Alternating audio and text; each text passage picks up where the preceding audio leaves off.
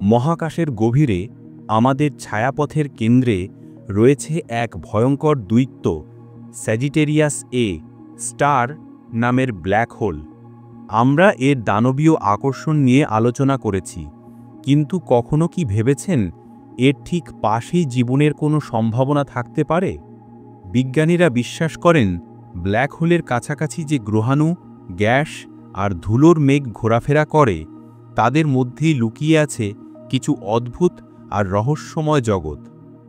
এই গ্রহগুলো ব্ল্যাক হোলের অভিকর্ষের চাপে এমন এক অচেনা কক্ষপথে আবদ্ধ যেখানে সময় এবং মহাকর্ষের নিয়ম যেন উল্টে যায়। এদের বলা হয় এস বস্তু বা এস অবজেক্টস।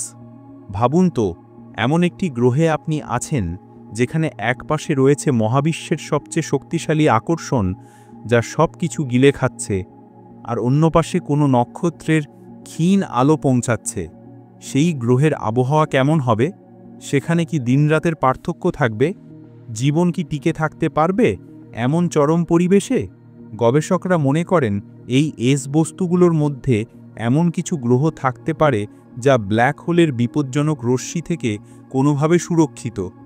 এই গ্রহগুলোর পৃষ্ঠে জল বা অন্য কোনো তরল থাকার সম্ভাবনাও কেউ উড়িয়ে দেন না। প্রতিটি মুহূর্তে ধ্বংসের মুখে দাঁড়িয়েও এই জগৎগুলো আমাদের মহাবিশ্বের স্থিতিস্থাপকতা আর রহস্যের প্রমাণ দেয়। আমরা যতবারই আকাশের দিকে তাকাই ততবারই বিশ্বাস স্পেস চ্যানেলে মহাবিশ্বের নতুন নতুন দিগন্ত উন্মোচিত হয়।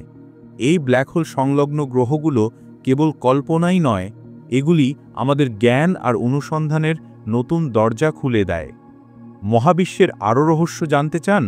তাহলে এখনই বিশ্বাস স্পেস চ্যানেলটি সাবস্ক্রাইব করুন।